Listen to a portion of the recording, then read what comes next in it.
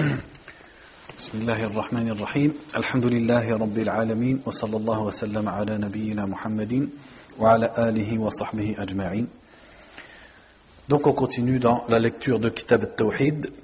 Qui c'est qui pourrait me citer un hadith qu'on a vu la dernière fois du chapitre suivant? Alors c'était quoi le chapitre suivant précédent, pardon? Hein? Des allumettes? Non.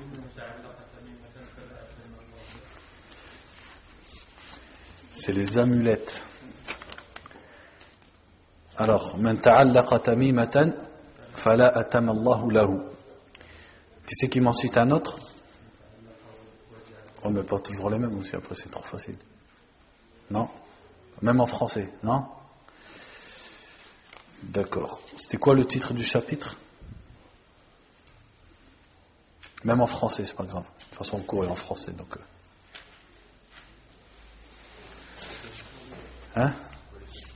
Ouais, mais il s'appelle pas comme ça le chapitre. Bon, donc le chapitre d'aujourd'hui s'intitule Babu ma ja'a fi ar-ruqa wa at-tama'im. Le chapitre sur ce qui a été rapporté à propos des ruqa, c'est-à-dire les incantations, et at-tama'im, c'est-à-dire les talismans. Donc quand vous regardez la différence avec le chapitre d'avant, comment il l'a appelé?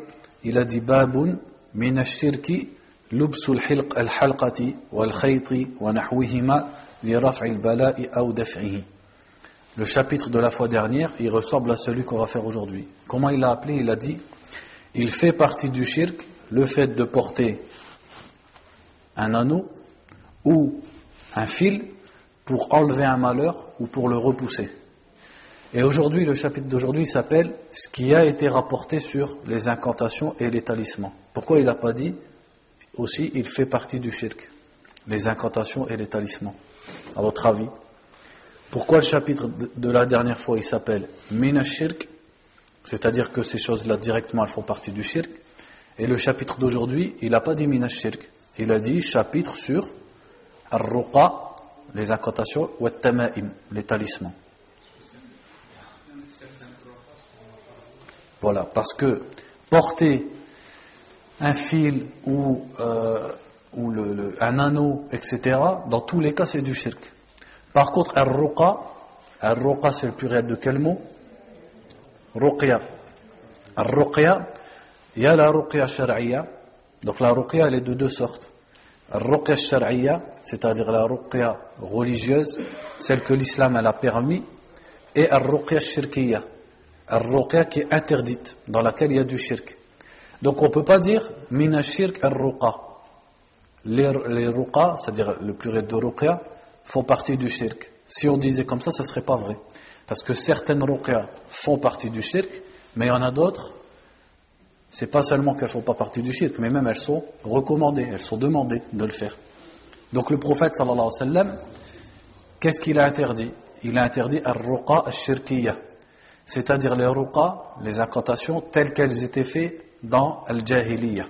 Donc comment ils faisaient ruqya dans la jahiliya? Les Arabes, ils citaient des paroles dans lesquelles ils invoquaient leur divinité, ou alors ils invoquaient l'aide des djinns, ou alors ils invoquaient l'aide des shayatin. Et en faisant ça, ils cherchaient à soigner les malades, à soigner le majnoun, celui qui a un djinn en lui, ou alors à soigner l'ayn, etc., ou à soigner contre la sorcellerie, etc., etc. Donc cette sorte de ruqya, on va voir que le prophète sallallahu alayhi wa sallam, bien sûr, il a interdit, parce qu'elle contredit l'islam. Par contre, le prophète sallallahu alayhi wa sallam, il l'a remplacé par d'autres sortes de ruqya. Par exemple, dans un hadith, su'ila an-nabi sallallahu alayhi wa sallam 'ani ar-ruqya, faqal man istata'a an yanfa'a akhahu falyaf'al. Dans un hadith, il est dit que quelqu'un il a posé la question au prophète sallallahu alayhi wa sallam sur ar-ruqya, et il a répondu celui qui peut servir à son frère, qu'il le fasse. Qu'est-ce que ça veut dire? Ça veut dire celui qui peut faire ruqya à son frère et il va l'aider, eh bien qu'il le fasse. Donc là ça veut dire que c'est bien de faire ar-ruqya.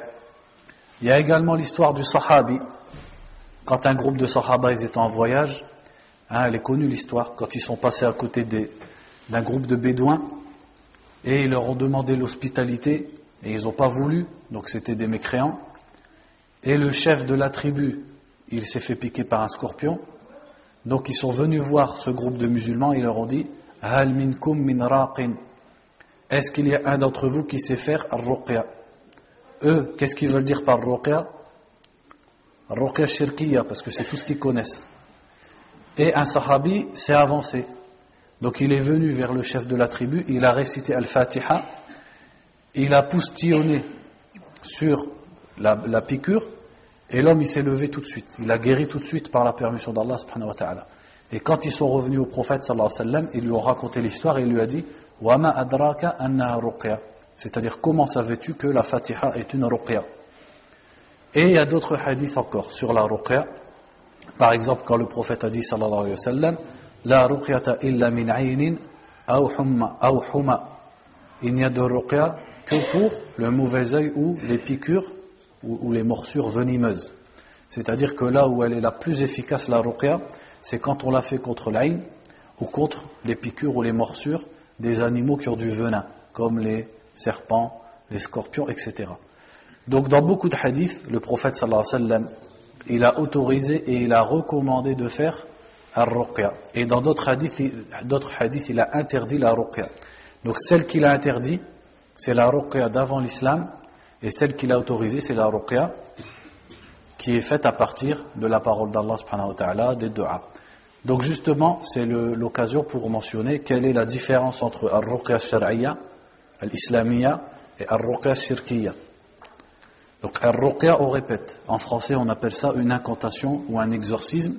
Ar-ruqya, c'est le fait de chercher la guérison, que ce soit contre le mauvais œil, l'ayn, que ce soit contre la sorcellerie, que ce soit contre al-junun, celui qui est atteint d'un djinn.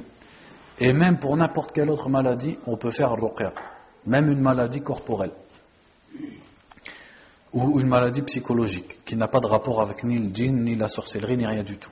Donc ar-ruqya shar'iyya, celle qui est recommandée de faire, comment on l'a fait?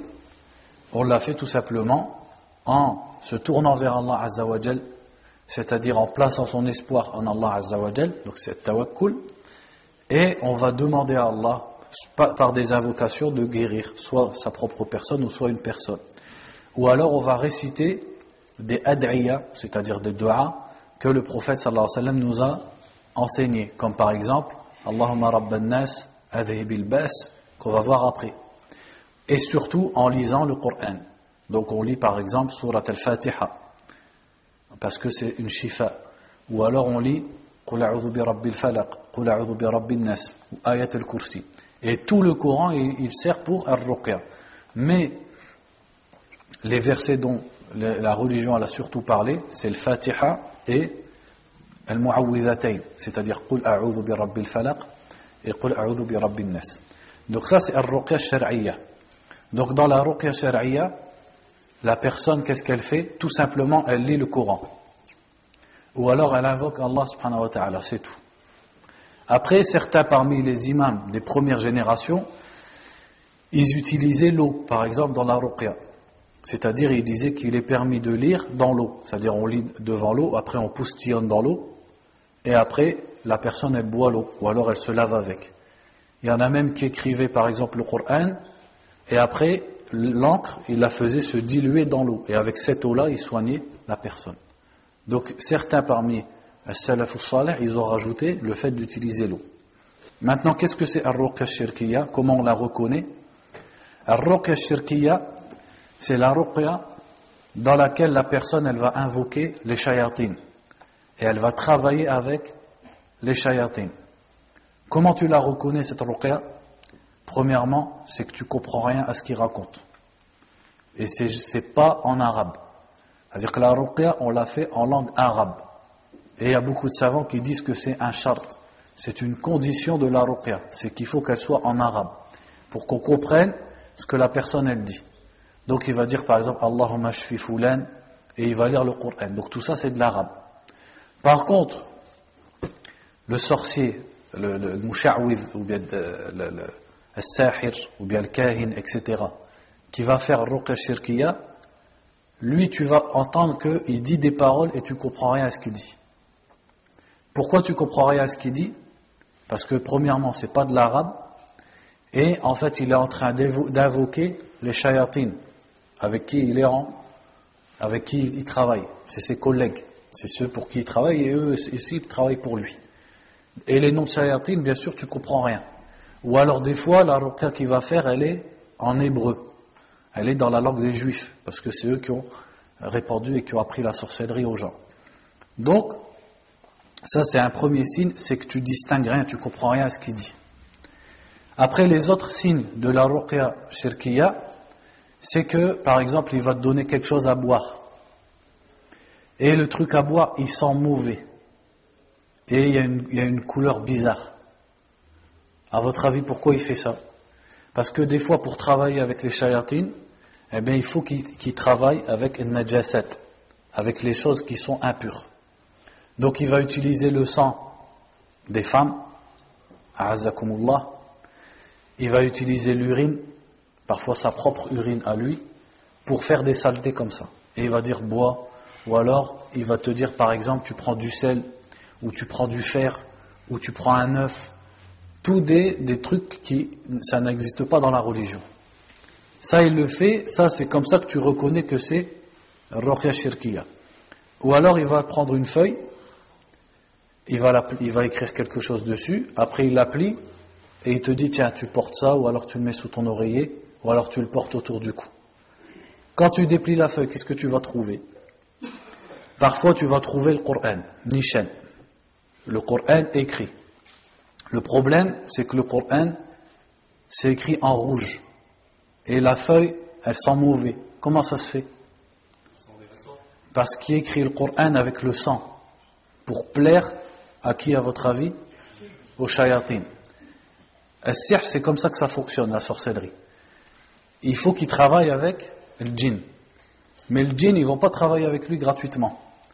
Qu'est-ce qu'ils espèrent des humains, le djinn? Enfin, les shayatines surtout, parce que les djinns, il y en a des musulmans, il y en a des... Ils veulent le kufr. Donc si lui, il fait le kufr pour leur faire plaisir, maintenant il va travailler, ils vont travailler avec lui. Donc, il va écrire le Coran, par exemple, avec les najasat. Donc toi, si tu ne connais pas toutes les ruses de ces gens-là, quand tu lis, c'est écrit le Coran, tu dis, Mashallah, le frère, il m'a fait le Coran. Alors qu'en fait, il t'a arnaqué. Il t'a fait le Coran avec les najasat. Ou alors, tu vas trouver le Coran, mais dans le désordre. Par exemple, c'est écrit, Rabbil Alamin, Alhamdulillah. Ou alors c'est écrit Ar-Rahim, Ar-Rahman, Bismillah. Qu'est-ce que c'est ça à votre avis? Ça c'est l'istihza bil Qur'an.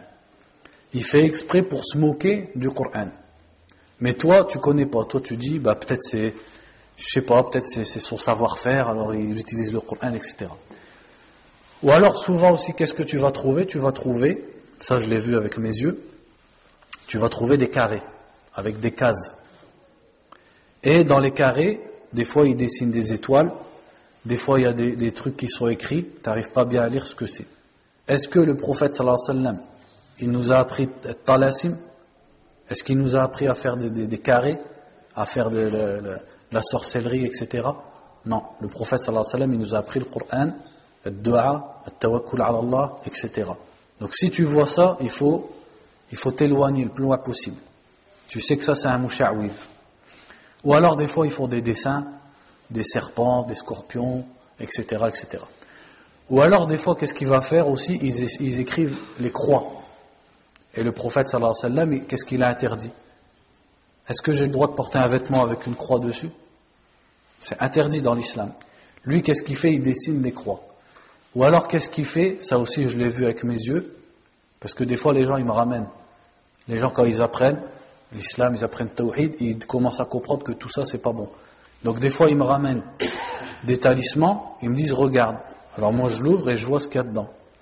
Alors la personne qu'est-ce qu'elle fait? Elle écrit Allah, mais le ha à la fin de Allah elle le ferme pas. Qu'est-ce qu'elle fait? Elle fait un trait avec. Et ici aussi elle écrit Allah et elle fait un autre trait. Et qu'est-ce qu'ils font les deux traits? Une croix. Wal'iyadhu billah. C'est-à-dire ça c'est l'istihza. C'est-à-dire il se moque d'Allah. Avec le nom d'Allah il fait une croix. Alors que le croix, c'est un symbole de quoi? Du shirk et du kufr. Donc, etc., ils ont plein de... C'est comme ça que tu reconnais. Tu reconnais quand ils écrivent, ou alors ils te donnent des trucs bizarres, du fer, des œufs, des trucs qui sentent mauvais, ils te disent qu'il faut le brûler dans la maison. Et aussi, surtout, tu le reconnais avec ce qu'il dit. Mais le problème, c'est qu'ils sont malins. Il ne va pas tout de suite dire il va pas tout de suite dire ça. Au début, qu'est-ce qu'il va faire? Il va lire le Coran. Il va lire le Coran, comme ça, il te met en confiance. Toi, tu as confiance en lui. Après, au bout de 10 minutes, un quart d'heure, ça dépend comment il arrive à résister au Coran, parce qu'en fait, il ne supporte pas. Après, il va commencer son girgir. Et là, tu ne comprends plus rien à ce qu'il dit. Quand tu vois ça, il faut te sauver le plus loin possible. Et surtout, encore moins, il ne faut surtout pas lui donner d'argent. Donc, ce genre de personne, ça c'est al-ruqya al-shirkiya.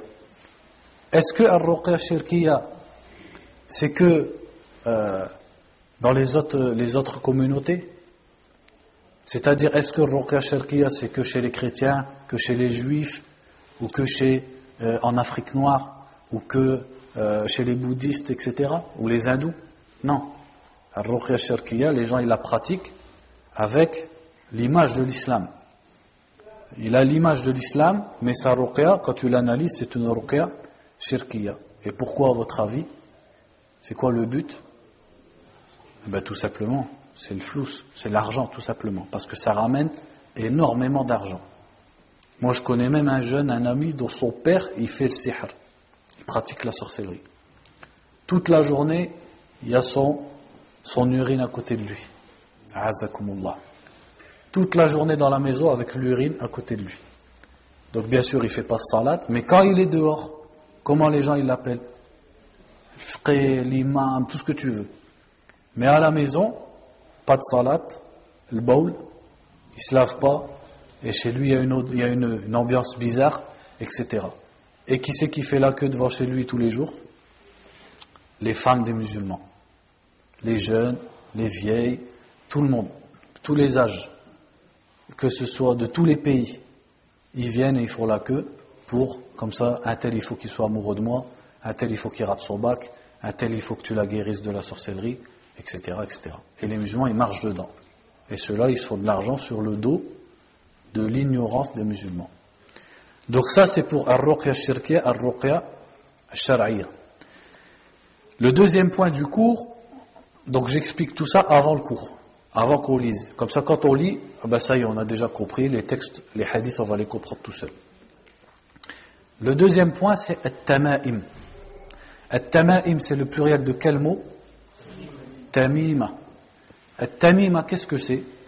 C'est des choses que les Arabes, avant l'islam, ils accrochaient à leur cou. En fait, c'est la même chose qu'on avait vu dans le cours d'avant. Al-khayt, al-halqa, etc.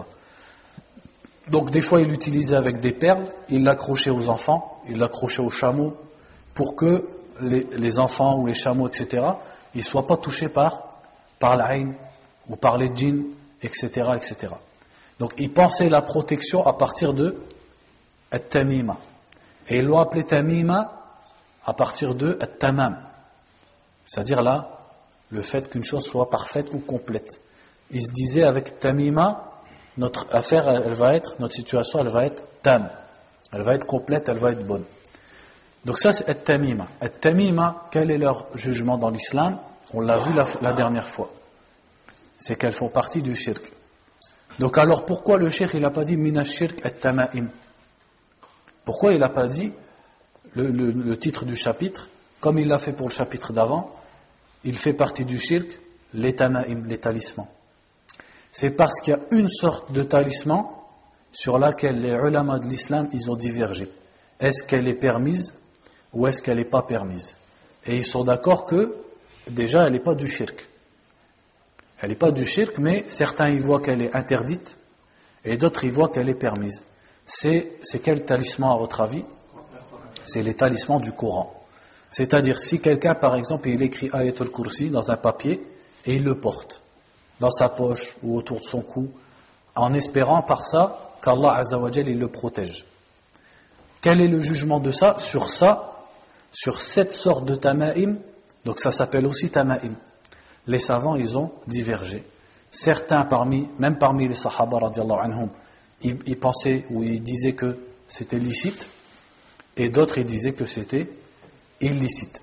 En tout cas, ce qui est sûr et certain, c'est que le prophète sallallahu alayhi wa sallam, il n'a jamais fait de talisman avec le Coran. Ça, c'est quelque chose qui est sûr et certain. Le prophète sallallahu alayhi wa sallam, pour soigner les maladies ou bien l'ayn ou bien la sorcellerie, qu'est-ce qu'il nous a enseigné? Ad-du'a, les invocations, at-tawakkul ala Allah, le fait d'avoir confiance en Allah subhanahu wa ta'ala, et ar-ruqya, c'est-à-dire la lecture du Coran. Donc l'avis le plus sûr, c'est de dire que c'est pas autorisé. Mais comme il y a une divergence, donc le shirk il respecte cette divergence et il va pas dire toutes les tama'im sont du shirk, alors que sur une sorte de tama'im, les savants ont divergé. Voilà le secret de ce titre. Donc maintenant on va lire le chapitre. Donc il dit, rahimahullah ta'ala, fi sahih, donc dans le sahih, c'est-à-dire dans le sahih de Bukhari et de Muslim, عن أبي بشير الأنصاري رضي الله عنه أنه كان مع رسول الله صلى الله عليه وسلم في بعض أسفاره فأرسل رسولا ألا يبقين في رقبة بعير قلادة من وتر أو قلادة إلا قطعت. Donc le premier hadith de Abu Bashir al-Ansari. Donc comme d'habitude on va lire la biographie du sahabi. Donc il dit ici Abu Bashir al-Ansari radiallahu anhu قال ابن سعد اسمه قيس ابن عبد الله ويقال ابن عبيد الله ابن الحريث ابن عمرو ابن الجعد الساعدي ويقال المازني من بني مازن ابن النجار. Donc les savants, comme vous le voyez ici, de l'histoire, ils ont divergé sur le nom correct de Abu Bashir al-Ansari. Donc certains, son prénom c'était Qais, et il y en a, ils ont dit Qais ibn Abdillah, et d'autres ils ont dit Qais ibn Ubaydillah. Donc de la tribu de Mazin. وقال ابن عبد البر وغيره لا يوقف له على اسم صحيح. Donc Ibn Abd al-Barr rahimahullah disait que son vrai nom il n'est pas connu. شهد الخندق وأحدا وهو غلام. Donc il a participé à la bataille du fossé, al-Khandaq, et aussi à la bataille d'Uhud alors qu'il était petit, radiyallahu anhu. ومات بعد الستين, il est mort après l'an 60, ويقال إنه جاوز المئة, et il paraît, il est dit que quand il est mort il avait plus de 100 ans, radiyallahu anhu. Donc il dit, Abu Bashir radiyallahu anhu, il dit qu'un jour il était avec le prophète sallallahu alayhi wa sallam dans un de ses voyages. Donc il n'a pas précisé lequel, il a dit dans un de ses voyages, et le prophète sallallahu alayhi wa sallam a envoyé un rasoul. C'est quoi un rasoul? Un messager. C'est-à-dire que le prophète sallallahu alayhi wa sallam, des fois, il déléguait quelqu'un et il l'envoyait pour transmettre un ordre ou un enseignement. Donc il dit que le prophète sallallahu alayhi wa sallam ici, il a envoyé quelqu'un pour dire aux gens Allah yabqayanna fi ala raqabati ba'irin qiladatun. Donc Allah yabqayanna, c'est-à-dire qu'il ne doit pas rester fi raqabati ba'irin, au cou d'un chameau, qiladatun. Qiladatun, qu'est-ce que c'est? En français, ils traduisent par les guirlandes. C'est comme ça qu'on appelle. C'est ce qu'ils mettaient au cou des chameaux. Donc on appelle ça qilada. Le pluriel c'est qala'id. Donc il a dit ici, il ne doit pas rester de guirlande au cou des chameaux. Ou alors de guirlande min watarin. Le watar, qu'est-ce que c'est? C'est le fil d'un arc. Dans un arc, le fil qu'on tire pour tirer la flèche, on l'appelle watar. Donc en gros, ici le prophète sallallahu alayhi wa sallam, en fait, il a dit aux gens d'enlever tout ce qu'ils mettaient au cou des chameaux. Pourquoi?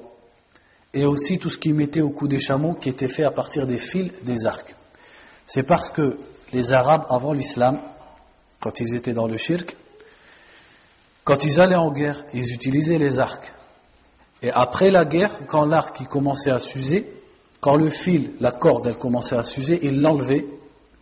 Et comme ils avaient fait la guerre avec, ils pensaient que dedans il y avait quelque chose. Donc ils le mettaient au cou des chameaux en pensant que ça allait les protéger contre le ayn. Donc en fait ils l'utilisaient comme quoi? Comme tamima. Ils utilisaient les cordes des arcs comme une tamima pour les chameaux. Donc le prophète sallallahu alayhi wa sallam, il a ordonné qu'on enlève tous les talismans qui étaient au cou des chameaux. Donc ça nous prouve qu'il est interdit d'accrocher quelque chose en pensant que cette chose, elle va te protéger ou elle va te ramener la chance, etc. Donc le hadith suivant, وعن ابن مسعود رضي الله عنه قال سمعت رسول الله صلى الله عليه وسلم يقول إن الرقى والتمائم والتولة شرك رواه أحمد وأبو داود. Donc ici c'est Abdullah ibn Mas'ud qui rapporte que le prophète a dit sallallahu alayhi wa sallam inna ar-ruqa, donc les ruqa, les incantations, wa tamaim, et les talismans, wa tiwala, on va l'expliquer, font partie du shirk. Donc ça c'est rapporté par l'imam Ahmed, Abu Daoud, rahimahullah, et d'autres. En fait ce hadith à la base il est plus long que ça. Le hadith qu'est-ce qu'il raconte? Il raconte que Zaynab, la femme de Abdullah ibn Mas'ud, c'est elle qui raconte le hadith en fait. Et Zaynab, elle faisait partie des tabi'in. Elle n'a pas connu le prophète sallallahu alayhi wa sallam. C'était la femme de Abdullah ibn Mas'ud, radiyallahu anhu. Donc elle dit qu'un jour Abdullah il est rentré chez lui et elle avait à son cou un khayt, c'est-à-dire elle portait un fil à son cou. Et le Abdullah ibn Mas'ud, donc le sahabi, quand il a vu ça, il lui a arraché. Il lui a enlevé du cou et il lui a dit Antum ala Abdillahi la aghniya'u 'ani shirk. Il lui a dit vous, la famille de Abdullah, c'est-à-dire ma famille, vous n'avez pas besoin du shirk. Donc comment il a appelé ça? Il a appelé ça du shirk. Et après elle a expliqué. Elle a dit pourquoi elle portait ça. Elle a dit كانت عيني تقذف فكنت أتخلف على فلان اليهودي فيرقى فيه فإذا رقى سكنت. Donc elle a dit, radiyallahu anha, ou plutôt rahimahullah, qu'en fait elle souffrait de son œil. Et son œil, il y a du liquide qui coulait de son œil. Et elle allait voir un juif dans Médine, et ce juif, qu'est-ce qu'il faisait? Ou plutôt, c'est pas à Médine, puisque Abdullah ibn Mas'ud vivait en Irak, en tout cas dans la ville où ils étaient, elle allait voir un juif. Et ce juif, qu'est-ce qu'il faisait? Il lisait des ruqa, donc il faisait des paroles, des incantations, des prières, sur le fil. Et après, elle le portait à son cou. Et elle dit, quand il faisait ça, eh ben mon œil, il allait mieux. Et Abdullah, radiallahu anhu, il lui a dit, هذا من الشيطان. Il a dit ça vient de shaitan. كان ينسخها بيده فإذا رقى ابتعد. Il a dit, ça c'est shaitan qui te faisait ça à ton œil avec sa main. Et quand le juif il lit, le shaitan, qu'est-ce qu'il fait? Il arrête. C'est quoi le but ici du shaitan? Lui il s'en fiche, le shaitan, si tu es malade ou tu es en bonne santé. Lui c'est pas ça qu'il regarde. Qu'est-ce qu'il veut de toi? C'est que tu ailles en enfer. Donc lui il s'en fiche si Zaynab, son œil il va bien ou il va pas bien. Lui ce qu'il veut c'est qu'elle s'accroche et qu'elle fasse du shirk et qu'elle s'accroche au sorcier. Donc quand le sorcier juif il faisait sa ruqa, le shaitan il arrêtait de faire du mal à son œil. Comme ça elle croit que c'est grâce au juif et à ce qu'il fait le juif.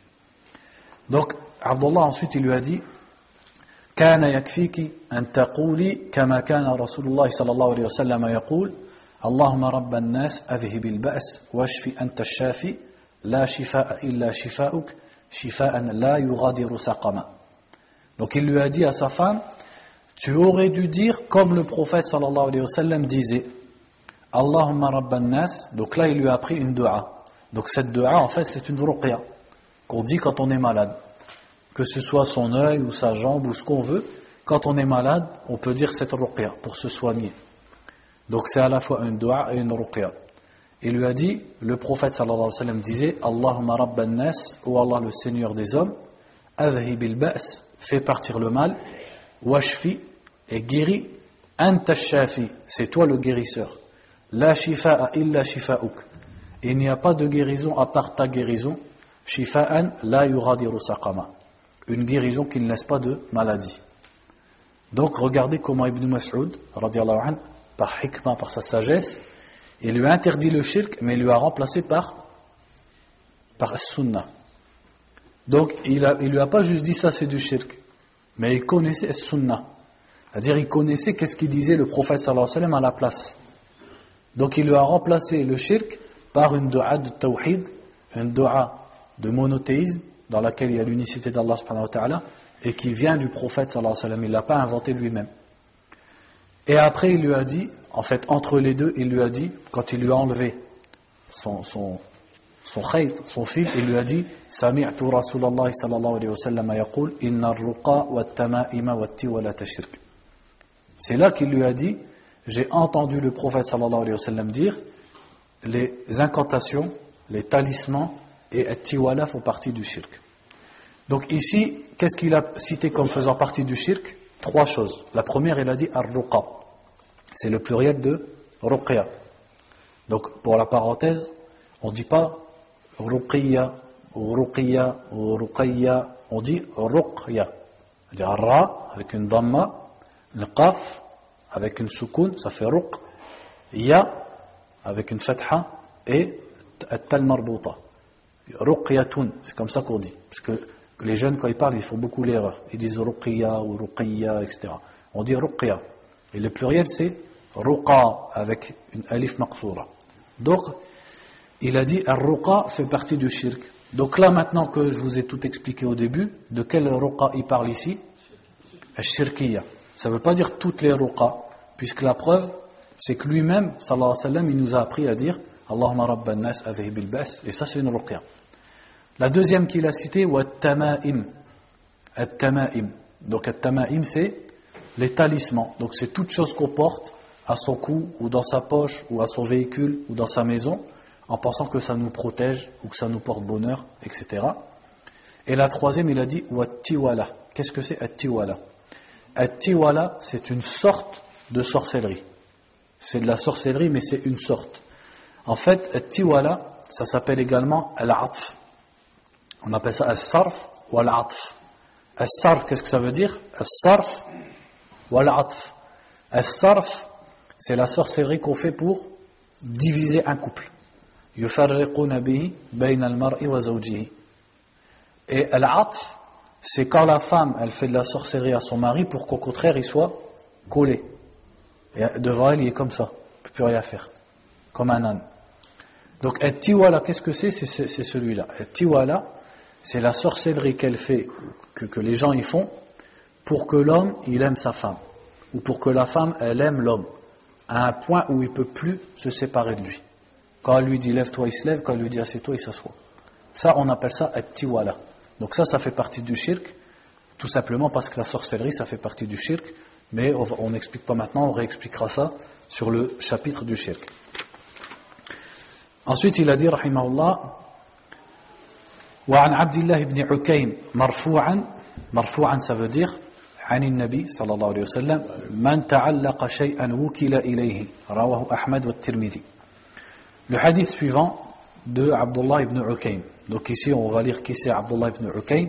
Et Ukaym il dit وَيُكَنَّ أَبَا مَعْبَدْ الْجُهَنِي الْكُوفِي.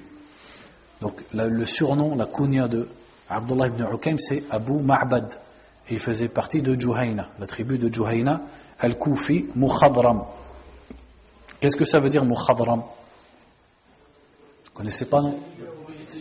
Voilà, al-Mukhadram, c'est celui qui s'est converti pendant la vie du prophète sallallahu alayhi wa sallam, mais il ne l'a pas rencontré.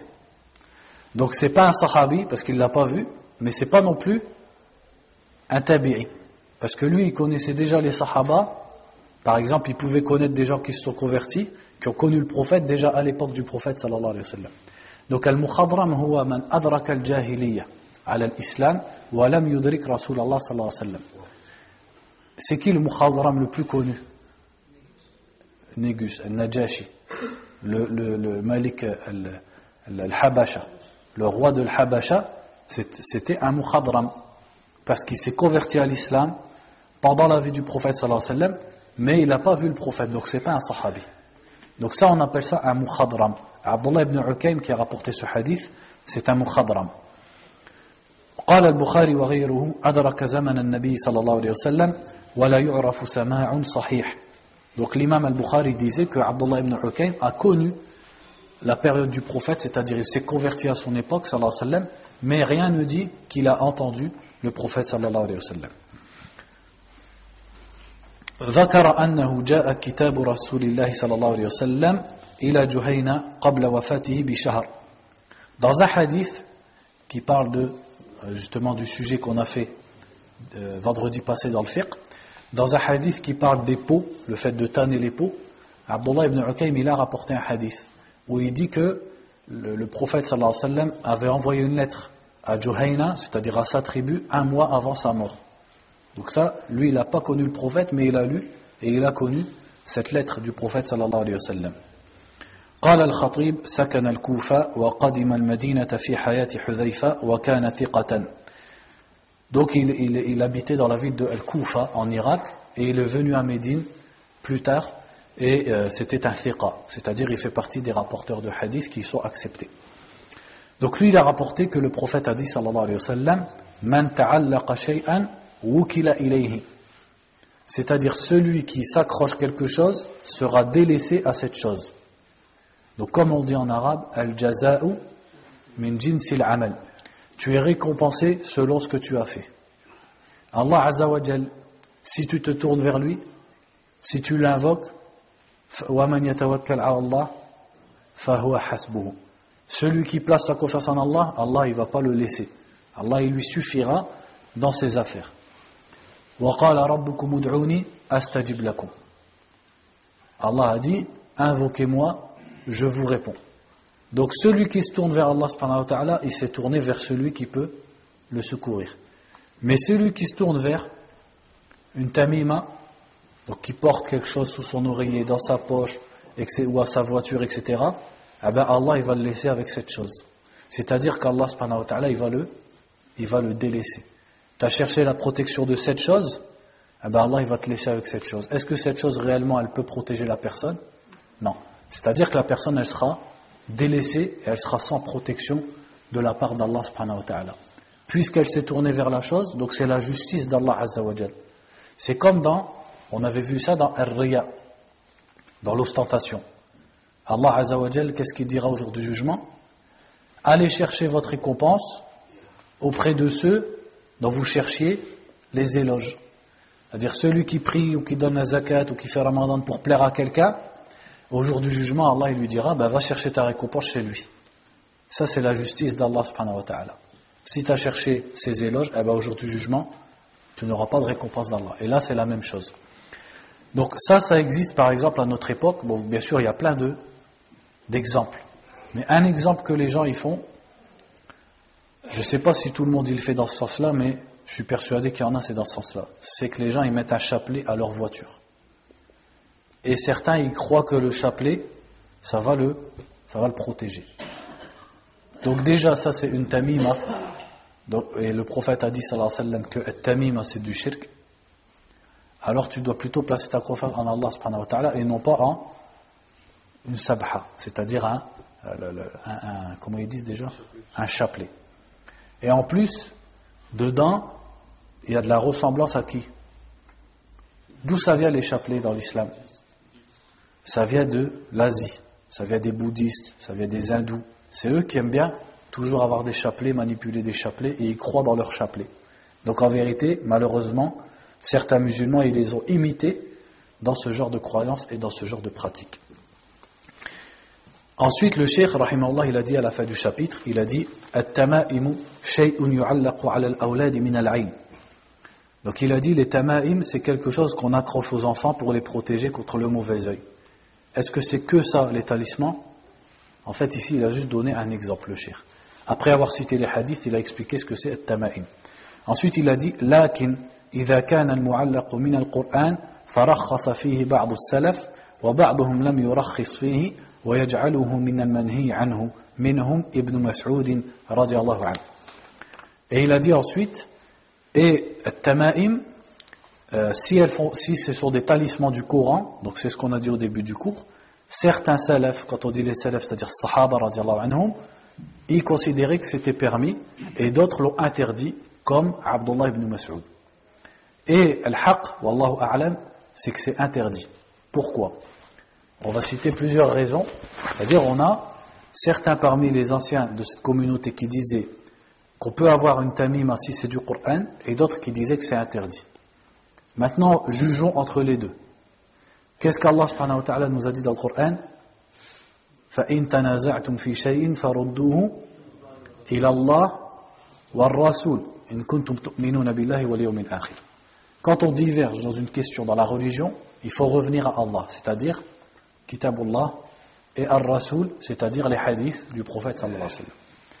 Donc si certains sahaba ils ont permis les talismans du Coran et d'autres ils l'ont interdit, on va revenir à la sunna du prophète sallallahu alayhi wa sallam. Est-ce que le prophète sallallahu alayhi wa sallam il aurait oublié de nous montrer quelque chose? C'est sûr que non. Il a transmis tout son message. Or, le prophète sallallahu alayhi wa sallam il nous a dit At-tama'im shirk. Il nous a dit que les tama'im c'était du shirk. Donc si les tama'im du Coran étaient permises, ça veut dire qu'il manquait quelque chose dans sa phrase. Il aurait dû dire illa at-tama'im min al-Qur'an. Ou alors il aurait dû le montrer à une autre occasion. Dans une autre occasion, il nous aurait dit que les talismans du Coran, c'est pas compris dans l'interdiction, c'est une exception. Est-ce qu'on a un hadith où le prophète sallallahu alayhi wa sallam il a fait un talisman avec le Coran? Zéro hadith. C'est-à-dire que dans la sunna du prophète sallallahu alayhi wa sallam, ça n'existe pas. Maintenant, deuxième chose, comme on l'a dit, les textes ils sont am, c'est général. Il a dit at-tama'im sans faire d'exception. Donc les talismans du Coran ils sont compris dedans, dans le texte, dans les hadiths. Une autre chose, c'est que si on permet aux gens de porter des talismans du Coran, on dit yufdi ila ihanati al-Qur'an. Ça va amener les gens à négliger et à rabaisser le Coran. Pourquoi? Parce que par exemple il va rentrer avec aux toilettes, ou alors il va le faire tomber dans les toilettes, etc. Ou alors, comme beaucoup de jeunes y font, des fois ils ont des talismans du Coran et il est là en train de fumer avec ses copains, avec la musique à fond, peut-être avec des filles, avec la télé, etc. Alors qu'il y a le Coran autour de son cou. Ça c'est le respect du Coran. Donc le fait de dire aux gens qu'ils ont le droit de mettre ça, ça mène à baisser la valeur du Coran, à manquer de respect envers le Coran. Et une autre chose aussi, admettons qu'on dit que c'est permis. Donc, on va dire aux musulmans, tu peux porter les talismans du Coran. Donc toi, par exemple, tu es quelqu'un qui est connu pour aller à la mosquée, pour apprendre la religion, et les gens, ils vont te voir, autour de ton cou, tu as un talisman.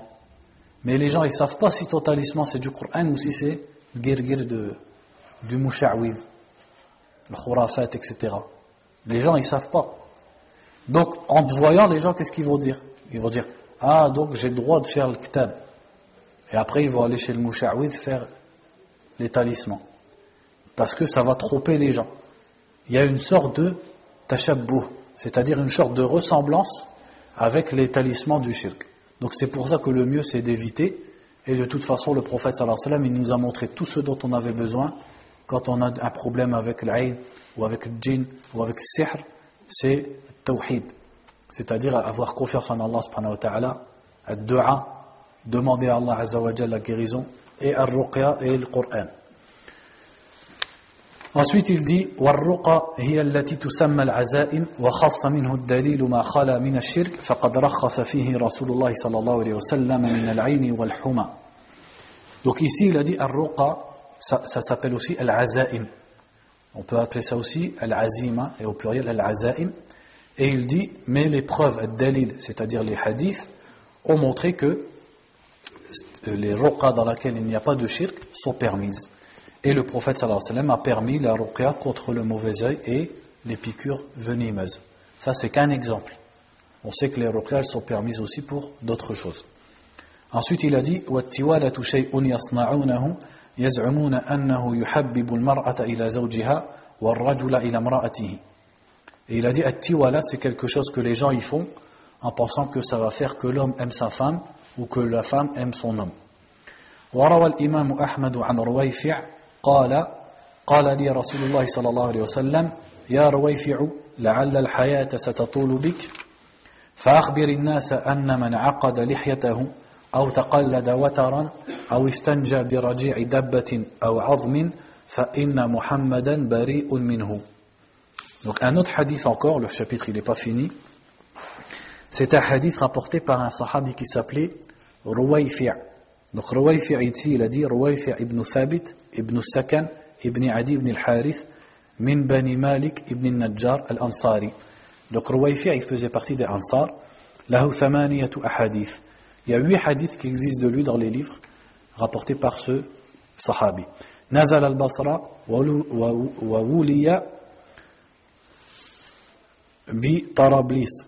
Donc il habitait dans la ville de Basra et il a été nommé pendant un moment de sa vie comme gouverneur de je ne sais plus exactement comment, Tarabuls, on dit Tarabuls. C'est une ville, c'est où? C'est en Syrie. Non, c'est en Syrie. Ouais, c'est en Syrie. Ouais. En fait, Tarabuls, ici, quand on lit ça, c'est en Syrie. Parce qu'il y a plusieurs villes qui s'appellent comme ça dans le monde arabe. Mais celle-là, c'était à l'époque des Sahaba, radiallahu anhum, c'est celle qui était au Shem, c'est-à-dire en Syrie. فافتتح إفريقية سنة 47. Et c'est lui qui a commencé les conquêtes de Ifriqiya en l'an 47. C'est quoi qu'on appelle Ifriqiya?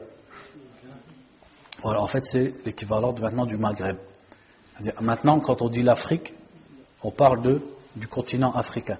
Mais chez les Arabes, Ifriqiya, en fait, ça désigne de l'Égypte jusqu'au Maroc, avec la Mauritanie, c'est-à-dire au-dessus du désert. Tout ça, tout le nord de l'Afrique, ils appelaient ça Ifriqiya. De l'Égypte jusqu'au Maroc, ils appelaient ça Ifriqiya. D'où il vient le mot Ifriqiya? Bon, ça c'est comme ça pour la parenthèse, pour détendre l'atmosphère. Ifriqiya, ils disent que c'était le nom en fait d'un roi du Yémen. Un roi dans l'Antiquité au Yémen, et c'est lui qui à l'époque, il a conquis toute cette... c'était un roi arabe du Yémen, de Himyar, et il a conquis toute cette région. Donc elle a porté son nom, Ifriqiya. Wallahu a'lam, ça c'est ce qu'on lit dans l'histoire.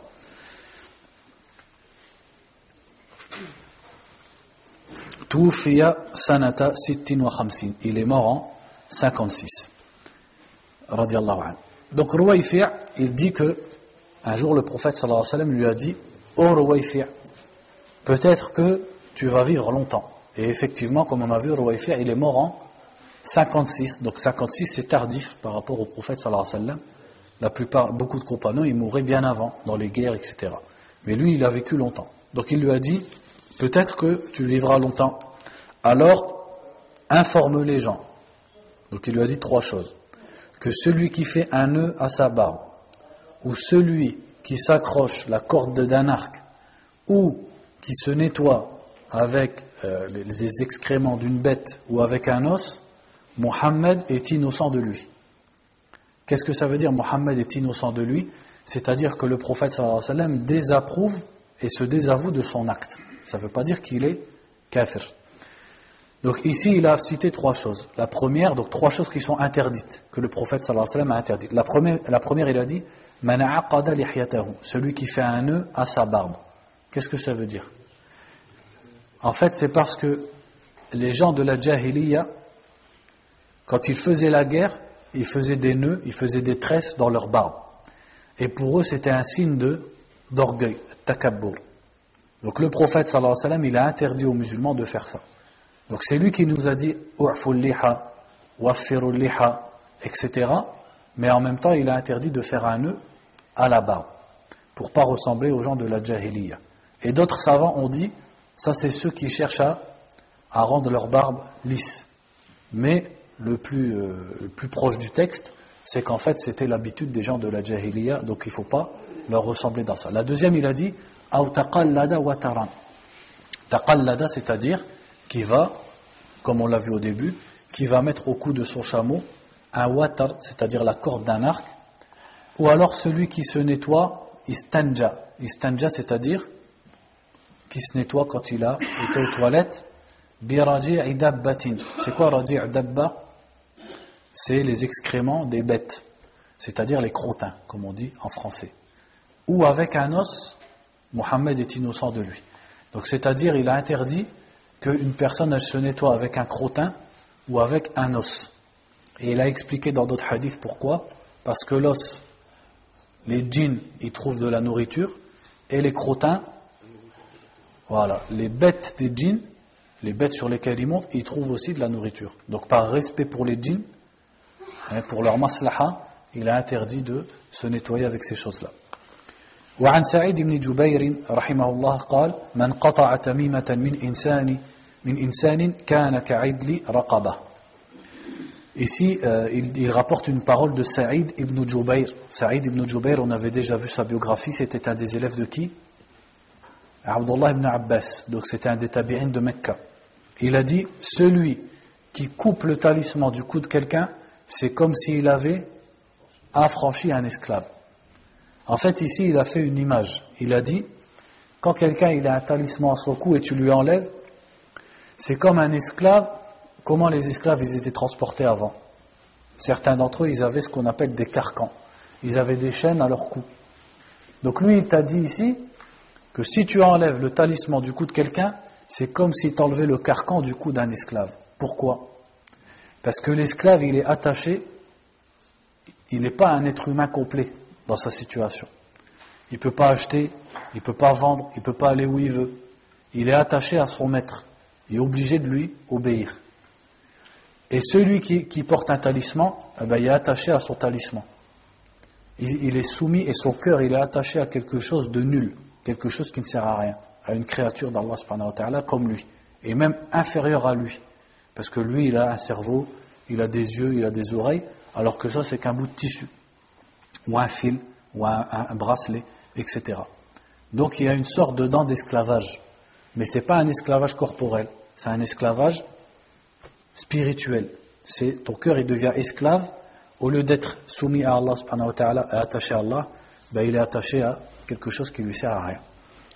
Il dit رواه وكيع وله عن إبراهيم كانوا يكرهون التمائم كلها من القرآن وغير القرآن. Ensuite il a cité une parole de Ibrahim. C'est qui Ibrahim ici? Quand les savants dans le fiqh ou dans le hadith ils disent Ibrahim, c'est qui? Ibrahim al-Nakha'i. Ibrahim al-Nakha'i, c'était un tabi'i de l'Irak. Et il faisait partie de la petite génération des tabi'in. C'est-à-dire que ce n'est pas un tabi'i qui a rencontré Omar, il a rencontré juste Anas ibn Malik et peut-être d'autres. Mais il a rencontré que quelques compagnons qui ont vécu longtemps. Donc il est quand même compté parmi les tabi'in. Donc il disait, il détestait, donc il au pluriel, il détestait les talismans tout entiers, c'est-à-dire tous les talismans, qu'ils soient du Coran ou d'autres du Coran. De qui il parle ici? Quand il dit il, si on ne sait pas de qui il parle, la phrase elle ne nous sert à rien en fait. C'est-à-dire on ne peut pas comprendre vraiment. Donc lui c'est un tabi'i. On pourrait penser qu'il parle de qui? Des sahaba. Mais en fait c'est pas le cas. Les savants ils disent que Ibrahim al-Nakha'i, quand il dit il parle des grands élèves de qui?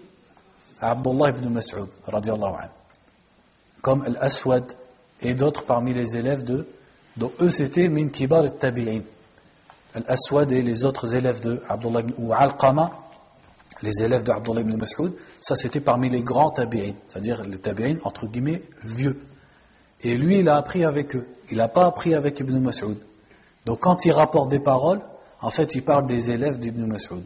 Donc sa parole elle fait que confirmer ce que le cheikh il a dit tout à l'heure, que Abdullah ibn Mas'ud lui, il interdisait tous les talismans, même les talismans du Coran.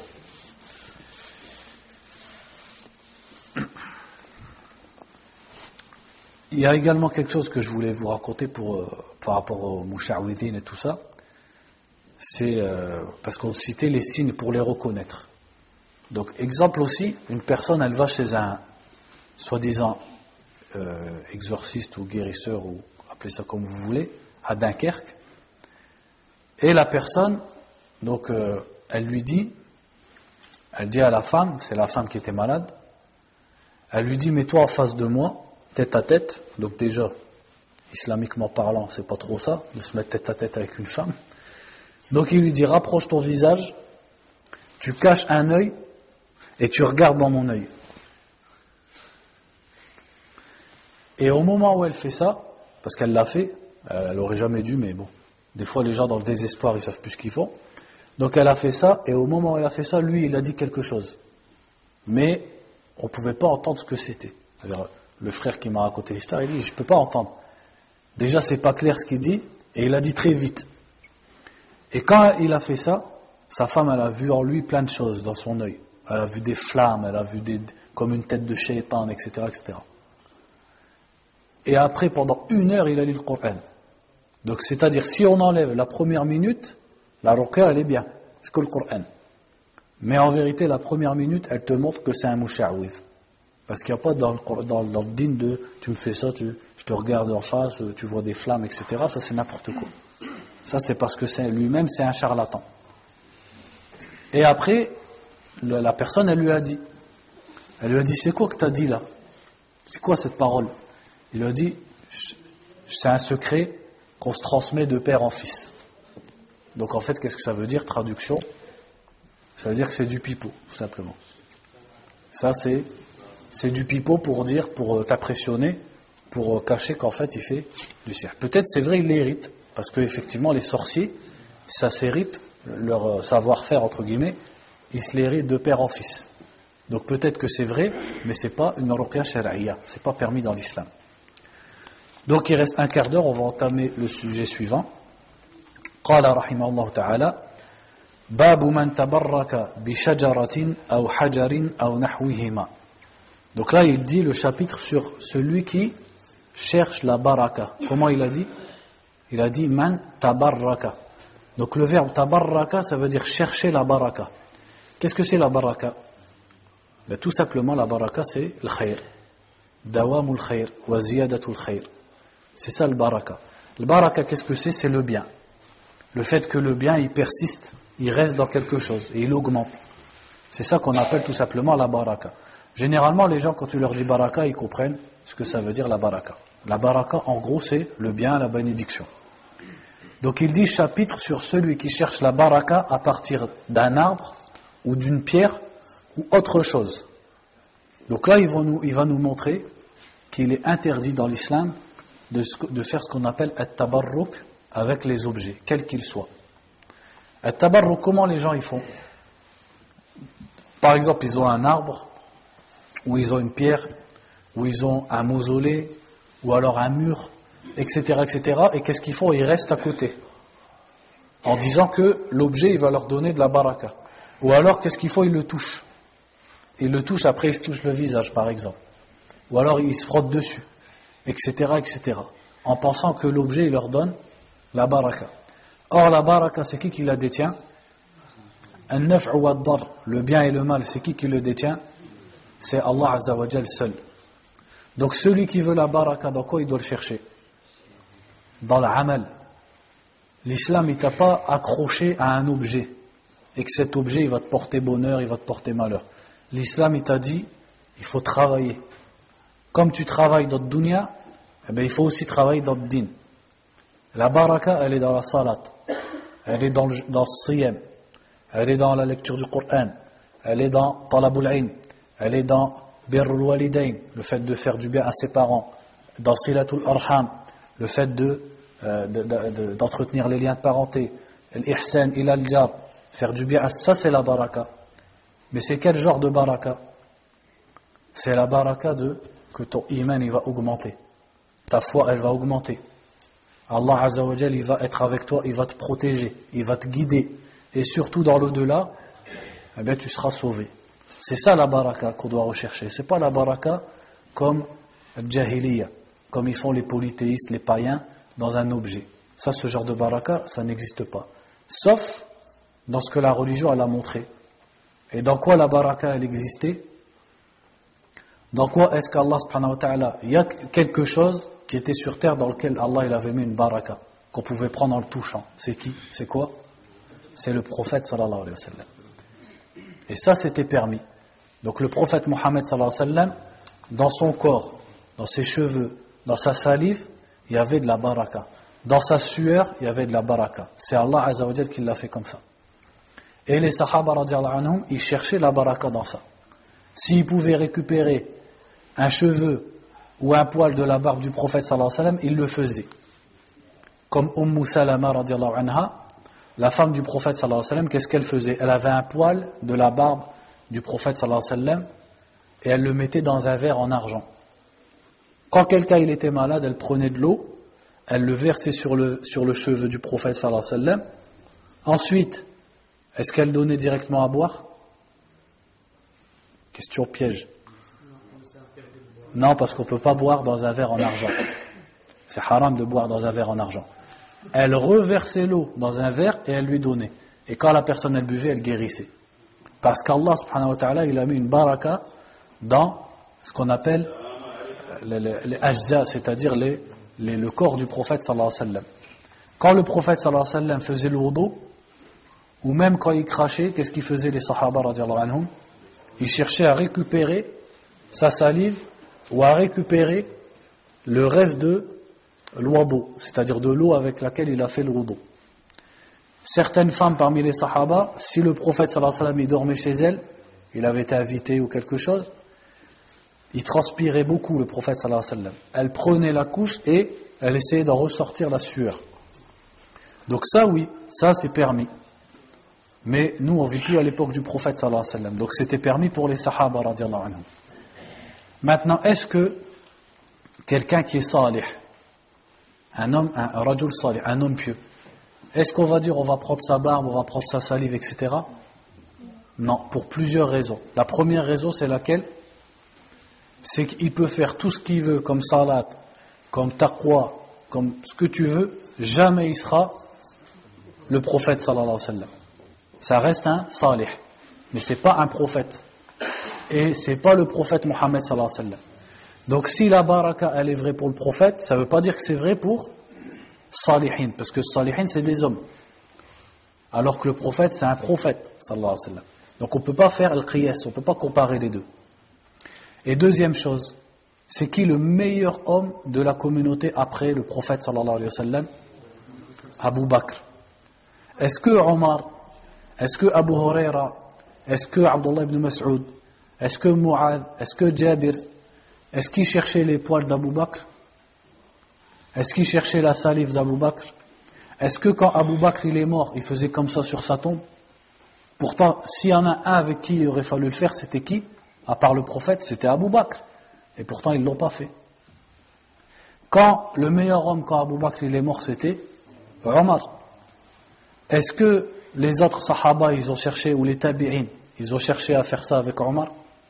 Est-ce qu'ils ont cherché ses cheveux? Est-ce qu'ils ont cherché ses vêtements? Ça, c'est arrivé après chez les musulmans. Parce que quand l'islam il s'est répandu, quand l'islam il est rentré chez les Perses, il est rentré fil Hind, en Inde, il est rentré vers l'Azerbaïdjan, il est rentré vers l'Afghanistan, le Sindh, c'est le début de l'Inde, il est rentré chez les Berbères, il est rentré chez les chrétiens, il est rentré un peu dans le Habasha. Ces gens-là, est-ce qu'ils croyaient en rien avant? Non, ils avaient des pratiques, ils avaient des croyances et des pratiques. Eh bien l'islam, quand il s'est répandu, les musulmans qui se convertissaient, eh bien ils étaient encore influencés par leurs anciennes pratiques. Donc c'est de là que tout ça c'est venu. C'est venu des autres civilisations. Comme le fait de chercher la baraka dans des tombes, dans des objets. En vérité tout ça c'est dakhil. Ça c'est étranger à l'islam. Ça c'est venu bien après. Sinon comme on l'a dit, et même l'imam Malik rahimahullah ta'ala, il disait que celui qui touche le mimbar du prophète, pourtant c'est le mimbar du prophète sallallahu alayhi wa sallam, que celui qui le touche pour la baraka c'est une bid'a. Ça c'est qui? C'est pas Abbas ou Ahmed, c'est l'imam Malik rahimahullah ta'ala. Et l'imam Malik rahimahullah ta'ala, il a refusé de prendre la science d'un tabi'i qui s'appelait Ata, parce qu'un jour il a vu faire ça au mimbar du prophète sallallahu alayhi wa sallam, parce qu'il existait encore à son époque. Quand il l'a vu faire ça, il a dit je prends plus l'ilm de lui, et il n'a plus appris auprès de lui. Ça c'est qui? C'est Malik rahimahullah ta'ala. Donc ils sont où les gens maintenant de Malik? Où est-ce qu'on est vraiment de ce qu'il disait l'imam Malik rahimahullah ta'ala? C'est ça qu'il disait l'imam Malik. Il disait, il interdisait le tabarruk avec le mimbar du prophète sallallahu alayhi wa sallam. Alors qu'est-ce que c'est sur la tombe de Foulan ou Foulan? Donc c'est ça le but de ce chapitre. C'est pour montrer que tout ça, ça fait partie des choses de la jahiliya. Donc ça c'est juste l'explication. Donc la fois prochaine on va lire les ayats et les ahadiths qui parlent de ça. Wallahu a'lam wa barakallahu fikum wa sallallahu wa sallam ala nabiyyina Muhammadin wa ala alihi wa sahbihi.